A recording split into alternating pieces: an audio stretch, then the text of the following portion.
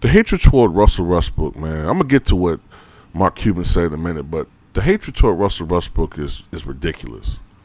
A lot of it has to do with racial prejudice. But when I say this, it's when I say the term racial prejudice, it's a lot more convoluted than what people think. Okay, even within our own African American community, I'm gonna have to get into something deep here in a moment because it kind of goes into the self-hatred that a lot of us have. I noticed that Russell Westbrook sometimes is the victim of self-hatred and our own projections of that self-hate that we have. And we got to eliminate this shit and cleanse this shit from our souls because we've been poisoned by the white supremacist mindset that is prevalent in this country. I'll tell you what I mean. I did a video about this last year. Stephen Curry comes across as the acceptable Negro. He comes across as the type of guy, like the type of young black light-skinned guy who could be bagging groceries and smiles, and you just come away feeling like, okay, well, he's a good guy. He's gonna grow up to be an accountant or something. Just like how you said the media shows his wife Aisha Curry and his baby girl, and he comes across as this good guy. Whereas Russell Westbrook, you don't really see those same type of in-depth profiles on him. But he's married. I don't know if he has kids, but he's married. But Russell Westbrook comes across to some people as a thug. I've seen that title attributed to him many times when reading about him and seeing posts about him. He plays like a thug. He looks like a thug. He's a thug. Like, what are you talking about? What do you mean thug?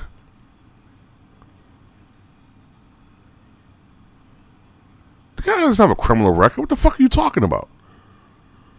Even if he did have a criminal record, you shouldn't be going around calling people thug.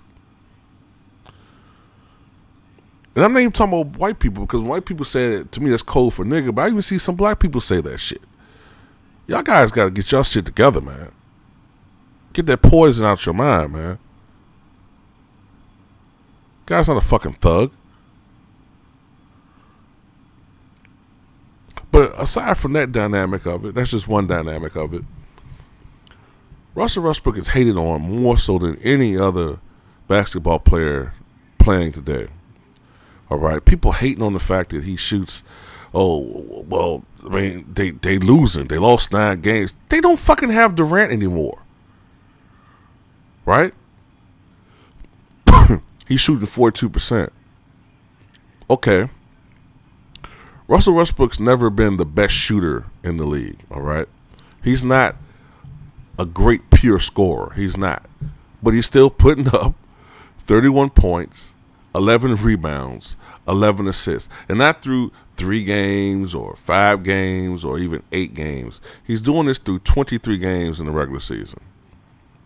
Is he going to be able to keep these numbers up? I'm not sure. All right? But the fact of the matter is, this guy has 12 fucking triple-doubles through 23 games. All right? 12 triple-doubles through 23 games. The last triple-double he had was the 49th of his career. The 49th. One more triple-double will give him 50 in his career. Only Oscar Robertson, Magic Johnson, Jason Kidd, Wilt Chamberlain, and Larry Bird have had 50 career triple-doubles. Russell Westbrook would join that elite territory. And to be honest with you, Wilt Chamberlain probably, most likely, no, I'm certain, Wilt Chamberlain is really the all-time leader in triple-doubles. I mean, he's attributed 78, but we got to remember that blocks weren't kept as a statistic until 1973-74, the year after Wilt Chamberlain retired. And I think his name was Harvey Pollack. Harvey Pollack was a statistician with the Philadelphia 76ers. I'm going to do a video about this, Scorpio. I haven't forgotten about the blocks thing. Harvey Pollack estimated He was a supreme statistician, so these statistics are on point. He calculated that Wilt Chamberlain averaged during the 67 and 68 campaigns, right? He averaged well over 10 blocks per game those seasons. And that was a slightly heavier Wilt Chamberlain, who's still very supremely athletic, but not quite as springy as the Wilt in the Warrior days. Taking this into account, Wilt Chamberlain probably had on the low end 400 career triple-doubles, on the high end well over 500 career triple-doubles. That's just from estimation. So that would mean damn near half of his career games were triple-doubles. The guy was really more phenomenal than we think he was. And there is substantial evidence that is starting to make me wonder if I should reevaluate whether I should keep Kareem as the greatest center of all time. I still think that Kareem has a better resume, but the more I'm starting to research Wilt, I'm starting to get a little bit iffy again about that. But anyway, going back into Russell Westbrook, because this is about Russell Westbrook. The hatred toward him is ridiculous, man. It is.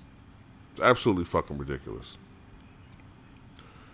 This year, barring any injury anytime soon, Russell Westbrook is going to surpass Magic Johnson for the most triple-doubles in the modern era, that being the last 40 years, since blocks and steals have been recorded. The most triple-doubles ever in one season was 41 by Oscar Robertson during the 1961-62 season, 41 by Oscar, 1961-62 season. Westbrook's on pace for 43 triple-doubles this season. How is that not a superstar? Mark Cuban. Now, I segue into Mark Cuban. And the remarks that Mark Cuban made, to me, are silly. They're silly. I don't understand, really, to be honest with you, his definition of a superstar. All right. Now, last year, after the Spurs beat the Mavericks, I think they beat them in the first round, Mark Cuban said that he just didn't think that Russell Westbrook was a superstar. He thought that Kevin Durant was a superstar. He's doubled down on those statements, even though Westbrook is having this phenomenal season, right? Now, he said recently, quote, about Westbrook, he's putting up superstar numbers. That's for damn sure. I'm not taking anything away from what he's been able to accomplish, but I'm not going to change my definition. He's putting up superstar numbers. You can't deny that. That's no disrespect to Russell. He's been a beast. Few have done what he's done, but I'll stick by my definition. I'm not saying that he's not going to prove me wrong and that he won't be a superstar by the end of the year. That's fine, but I'll stick to my definition.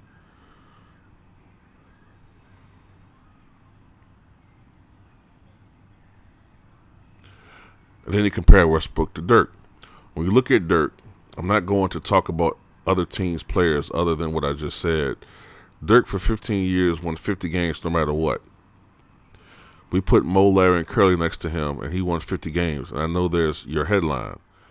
Russell's certainly an all-star, but I consider Durant a superstar. You look at Dirk all those years to now, he carries teams to 50 wins. To me, that's what makes you a superstar. When you win by yourself. It wasn't until we got Jason Kidd that we had another Hall of Famer. So to go to 15 years where Dirk won 50, that's a superstar. There's only a few guys that you put them on any team and they'll win 50 games. To me, that's the definition of a superstar. That's absolute bullshit. All right? That's bullshit. First of all, Mo, Larry, and Curly next to Dirk, and they won 50 games. Okay, here's your Mo, Larry, and Curly. These are some of the players that Dirk played with for the last 15 years, all right? Of course, Jason Kidd, right? He said Jason Kidd's the only other Hall of Famer that he's played with, all right? What about Steve Nash? Steve Nash is going to be a Hall of Famer. He played with Steve Nash. And actually, when he played with Steve Nash was closer to was entering the prime years of his career before he went to Phoenix. So Steve Nash is not a Hall of Famer? All right, here's some other guys. Now, these aren't Hall of Famers, right? But some of them would, like as Barry White would say, some of them are damn good. But they weren't all-stars, but they were good. All right, some of them. These are some other players they played with. Eddie Jones, Avery Johnson, Doug Christie, Keith Van Horn, Sean Bradley. Now, Sean Bradley wasn't a great player. We all know that. But you can't teach size, all right? He was 7'3", and the guy was blocking 3 shots a game. So that's a presence, whether you like it or not. He was one-dimensional. He didn't give you much else, but he fucking was 7'3", and he was a fucking shot-blocking presence, all right? So he was significant in that way. Juwan Howard. Josh Howard before he disappeared with the Wizards. Christian Laettner. Tim Hardaway. All right? Wait a minute. I had to write this shit down.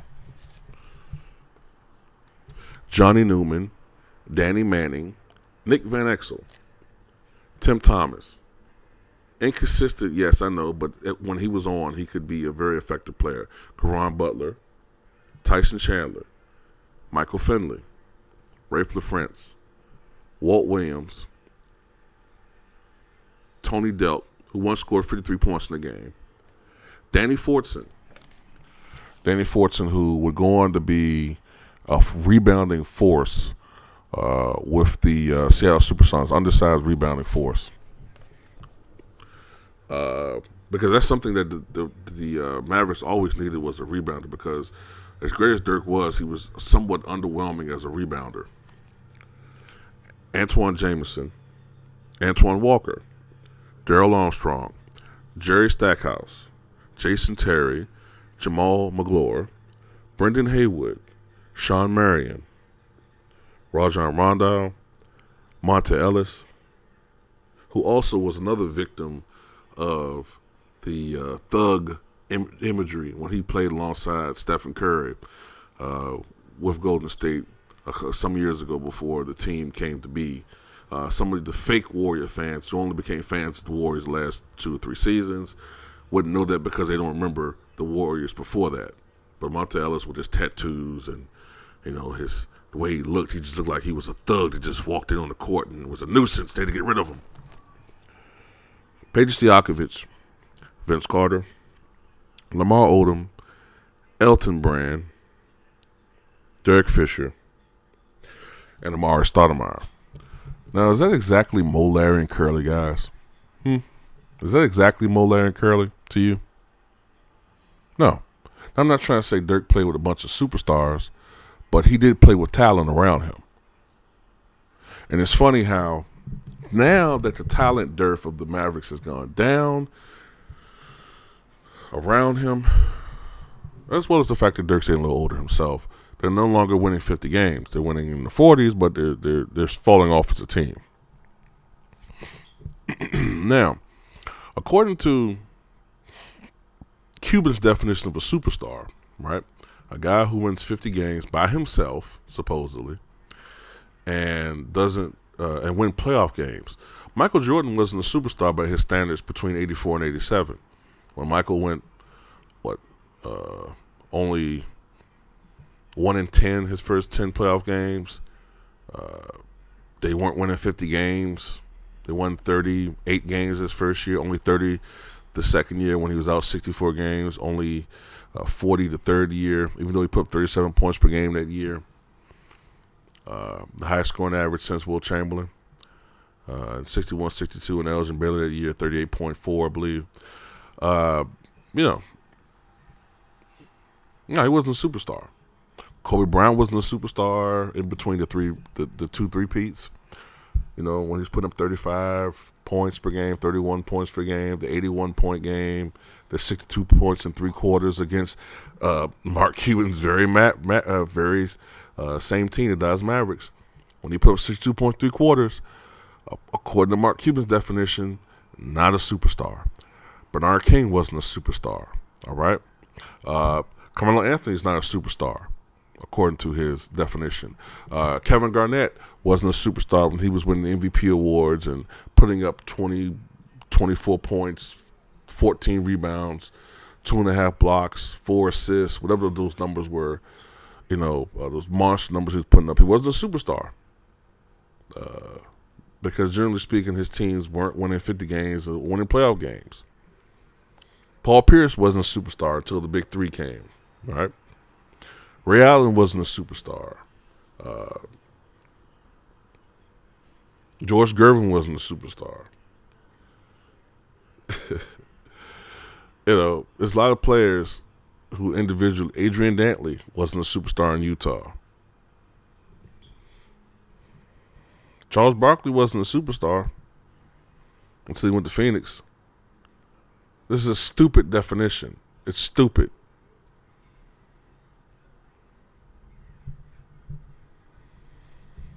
I think I'll take Michael Jordan's assessment of Russell Westbrook more seriously than I would Mark Cuban.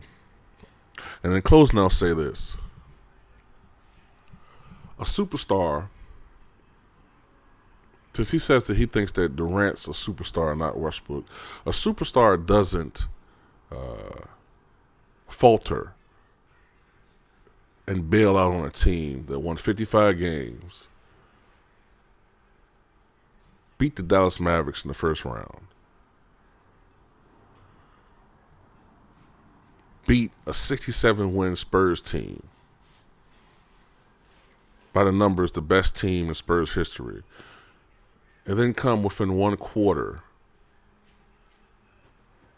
of defeating a defending NBA champion, 73-win historically, a historic 73-win Warriors team. Completely choked the last 3 games of the series. And then run and join that team. That doesn't sound like a superstar to me. All right? Russell Westbrook, what he's doing now, basically taking on the responsibilities of a superstar, scoring, being a primary scorer, all right, being a playmaker, all right, crashing the boards, despite being only 6'3", averaging 10.8 rebounds per game, something I've never fucking heard of. All right, that's unfucking heard of for a 6'3" point guard through 23 games to be averaging 10.8 rebounds. I don't give a fuck what you say, Mark Cuban, or anybody. He's a superstar. Whether you like it or not. Russell Westbrook has accepted the responsibilities of being a superstar.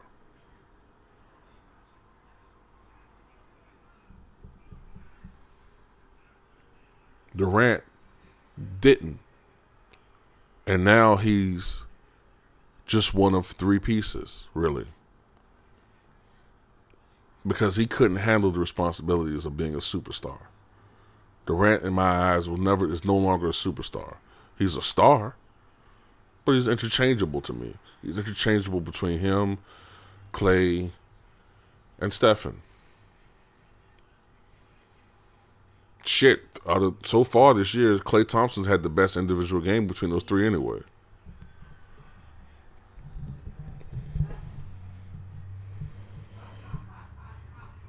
So, I mean, it is what it is, man. And, I think in Russell Westbrook's resume, they've been to an NBA Finals, right? And they lost to the Miami Heat. And it wasn't Westbrook's fault that they lost to the Heat. If anything, you would blame Kevin Durant for wilting under the pressure. And I don't mean wilt like Wilt Chamberlain. I mean wilt like a flower. Because for some reason, when he goes against LeBron James, he wilters and falters. He wilters like a little bitch. All right? And they're 14-9, the Oklahoma City Thunder. They're 14-9, which right now put them on pace to win 49.9 games. Right on the precipice of whatever Mark Cuban's definition of a superstar is, 50 wins. They would go 50-32 right now.